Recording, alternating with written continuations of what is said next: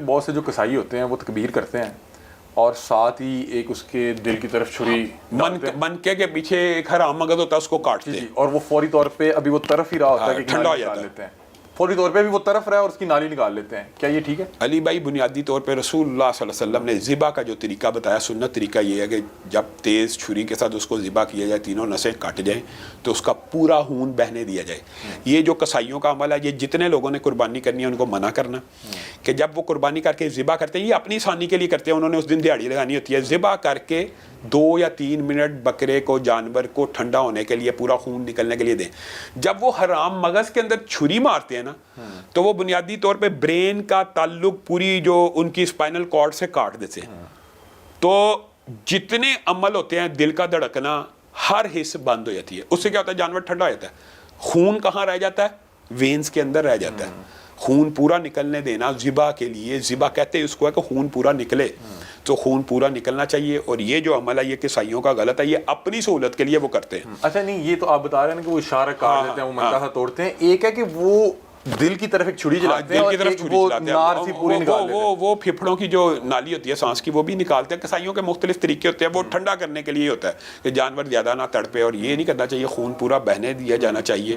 اور پھر اس کو یعنی جو سنت طریقہ شریعت کا، اور جو کسی ایک جانور کے سامنے دوسرے جانور کو ذبح کرنا، یہ بھی جائز اور درست نہیں ہے. رسول اللہ صلی اللہ علیہ وسلم نے فرمایا اچھا یہ دیکھیں ہمارا دین ایسا ہے کہ ذبح میں بھی احسان ہے. یہ بھی حدیث ہے. وہ کیا ہے؟ ایک جانور کے سامنے دوسرا ذبح نہ کیا جائے. تم اس کو 2 موتیں دے رہے ہو، پہلے اپنے بھائی کو مرتا دیکھے یعنی اپنے ساتھی کو، پھر اس کی گردن پہ چھری چلے. تو ایسا عمل نہیں کرنا چاہیے. لیکن جہاں پہ اضطرار ہو، اب مثال دے رہا ہوں، حج کے اوپر ہے، 1000 اونٹ کھڑے ہیں اور انہوں نے ہزاروں قربانیاں کرنی ہیں، 27 لاکھ افراد نے حج کرنا ہے، لاکھوں قربانیاں. وہاں پہ اضطراری حالت ہوتی ہے کہ وہ چھری چلاتے جاتے ہیں. عربوں کا آپ کو پتہ ہے نہر کرنے کا بڑا فاسٹ طریقہ ہوتا ہے. ہمارے یہاں پہ ایک اونٹ 10 منٹ میں ذبح ہوتا ہے، 15 منٹ میں صرف پورا محلہ اکٹھا ہوتا ہے، اور پورا محلہ اکٹھا ہوتا ہے. اور وہاں پہ 100-150 اونٹ 10 منٹ میں وہ ذبح کر دیتے ہیں. اچھا مجھے بتائیں کہ کچھ لوگ بڑے عجیب و غریب انداز میں ذبح کرتے ہیں. میں نے دیکھا کہ یہاں پہ شاید کے پی کے والی سائڈ کی کچھ ویڈیوز تھی کہ ایک تو کٹا ہے، جان میں بھی زیادہ ہے، آپ تو اس کی قربانی بہرحال مانتے نہیں ہیں. وہ کوئی بپھر گیا، آؤٹ آف کنٹرول ہے، تو اس کو باقاعدہ طور پہ پہلے پسٹل کی گولی ماری، وہ زخمی ہوا، تڑپنے لگ گیا، پھر قریب گئے، اس کو تکبیر کی. یا کٹا بہت بڑا ہے تو وہ کھڑا ہی ہوا ہے، ایک بندہ گیا، ایک چھری پھیر گیا، وہ آدھی پھر گئی، آدھی نہیں پھری، پھر دوسرا گیا، دوسری پھیر دی. یہ بنیادی طور پہ علی بھائی اس بارے میں حدیث واضح موجود ہے. جو جانور بپھر جائے، رسول اللہ صلی اللہ علیہ وسلم نے فرمایا اس کو ذبح کرو، چاہے تیر سے چاہے نیزے سے، جو بپھر جائے. ویسے ذبح کا جو سنت طریقہ ہے وہ رسول اللہ نے نہر کا بھی بتا دیا. نہر ہوتا ہے اونٹ کو، کہ اونٹ کو کھڑے کھڑی ذبح کیا جائے، اس کے اندر اس کو کم تکلیف ہوتی ہے، یہ سنت کے مطابق ہے. اور یہ جو بڑے جانور ہوتے ہیں ان کو لٹا کے ذبح کیا جائے، اس میں ان کو کم تکلیف ہوتی ہے. ایک جانور بپھر گیا تو رسول اللہ سے صحابہ نے پوچھا کہ وہ بپھر گیا، رسول اللہ نے کہا تیر چلا دو، نیزے سے ذبح کر دو. تو اس تناظر میں اگر واقعی کوئی جانور بپھر جائے، اس کو گولی مار کے اس کو گرا کے ذبح کرنا جائز ہے.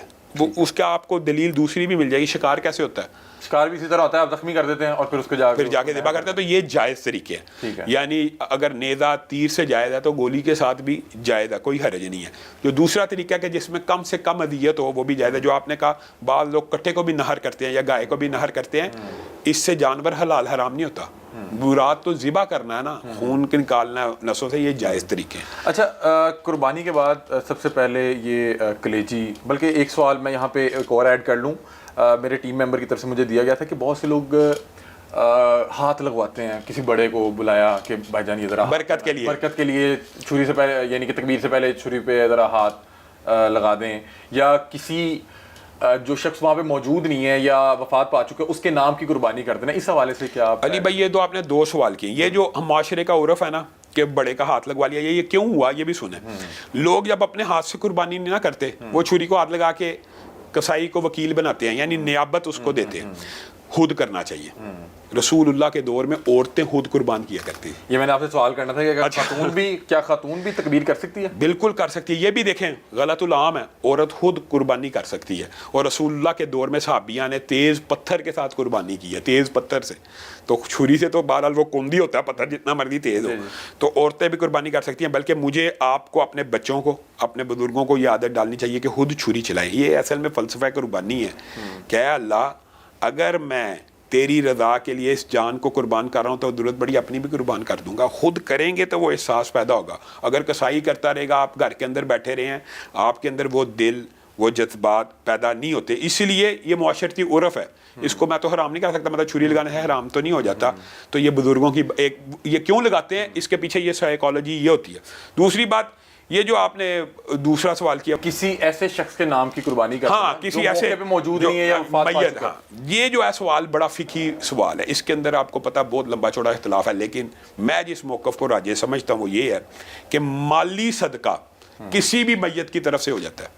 اور خود رسول اللہ صلی اللہ علیہ وسلم نے جب قربانی کی, انہوں نے کہا یہ میرے اور میرے گھر والوں کی طرف سے, اور یہ امت کی طرف سے, امت کے ان غریبوں کی طرف سے. تو مجھے بتائیں کہ رسول اللہ کے سارے گھر والے تو زندہ نہیں تھے, جی جی, خدیجہ تو فوت ہو چکی تھی. جی جی, مثلا اس کا مطلب ہے کہ میت کی طرف سے قربانی مالی صدقے کے طور پہ ہو سکتی ہے. تو اسی طرح اگر میں کہوں مالی صدقہ ویسے بھی یہ ہوتا ہے کہ کوئی بھی بندہ اپنے دوست کی طرف سے سبیل لگوا لے, ماں کی طرف سے لگوا لے, باپ کی طرف سے لگوا لے, تو قربانی بھی بنیادی طور پہ مالی صدقہ, بدنی عبادت نہیں ہے. تو مالی صدقے کے طور کے اوپر اگر قربانی کوئی بندہ اپنے فوت شدہ والدین کی طرف سے کرتا ہے, یہ مسئلہ ایک سمجھنے کی ضرورت ہے. کی طرف سے کرنا اور ایک ان کے لیے کرنا, ایک باریک فرق یہ ہے کہ بعض لوگ یہ سمجھتے ہیں کہ یہ جی اہل حدیث دیکھیں جی مالی صدقہ کرتے ہیں, رسول اللہ کی جانب سے بھی کر دیتے ہیں, والدین اپنے فوت شدہ والدین کی طرف سے بھی کرتے ہیں. ہم ان کی طرف سے کرتے ہیں, ان کے نام پہ نہیں کرتے. بعض لوگ قربانی جب کرنے پہ آتے ہیں تو رسول اللہ صلی اللہ علیہ وسلم یا علی حجویری, جب 11ویں شریف کا دودھ بانٹا جاتا ہے ان کے نام پہ دے دیا جاتا ہے, ان کی طرف سے نہیں دیا جاتا. اگر آپ ان کی طرف سے دینا تو 100% جائز ہے, ان کے نام پہ نہیں دینا. میں سمجھ گیا ہوں, میں اس کنسیپٹ کو سمجھ گیا ہوں. غیر اللہ کے نام پہ نہیں ہو سکتا, صرف اللہ کے نام پہ. ہاں نام اللہ کے ہو, ان کی طرف سے ہو تو جائز ہے. ٹھیک ہے. اچھا, میں یہ جو آپ نے بیچ میں بالکل تھوڑی سی گفتگو ہوئی کہ خاتون تکبیر کر سکتی ہے. ہاں تکبیر کرے, قربانی کرے, کرنی چاہیے, کرنی چاہیے. ہاں کیوں نہیں کرتے؟ ہاں یہ بتائیں, میں کہتا ہوں ہمارے ہاں جو مرد ہیں وہ بھی نہیں کر پاتے. ہمارے ہاں مرد چھری گائے کی گردن پہ یا اونٹ کی گردن پہ نہیں پھیر سکتے علی بھائی, کسائی کو کہتے ہیں. تو یہ ہماری امت, ہماری قوم تو ایسے پیدا ہو کہ اگر کوئی کسی شخص کو پتہ لگے کہ فلان جگہ کسی خاتون نے تکبیر کی ہے تو کہے گا استغفر اللہ یہ کیا ہو گیا, یہ میں مفتی صاحب سے پوچھتا ہوں. لوگوں کو نہیں پتا, لوگوں کو نہیں پتا بالکل خواتین کیوں تکبیر نہیں کرنی چاہیے, کرنی چاہیے, مطلب کہ اس کو ہمیں عام کرنا چاہیے, بالکل عام کرنا چاہیے, بالکل کرنا چاہیے. اچھا ایک اور چیز مجھے بتائیں کہ اگر آپ کا جو کسائی ہے وہ تکبیر نہیں پڑھتا, ہاں یعنی بھول جاتا ہے بسم اللہ اللہ اکبر کہنا بھی, ہاں اس کے بارے میں علماء کے موقف یہی ہے کہ نسیان جو ہے نا اس امت کے اوپر معاف ہے. ایک ہے جان بوجھ کے عمدن نہ پڑھنا, ایک ہے بھول گیا تو اس کی قربانی جائز ہوگی. بھول چوک اسلام میں معاف ہے, بھول چوک معاف ہے. تو بھول چوک کے اندر وہ مسئلہ آ جائے گا کہ اس کو معاف کر دیا جائے گا. اچھا چلیں, اب قربانی ہو گئی ہے تو اب ذرا کھانے کی طرف آتے ہیں کہ کیا چیز کھائی جا سکتی ہے, کیا کیا نہیں کھا سکتے. لیکن اس سے پہلے وقت ہوا ایک بریک کا, کہیں مت جائیے گا, علامہ صاحب ہمارے ساتھ موجود ہیں, گفتگو کا سلسلہ یہیں سے شروع کریں گے.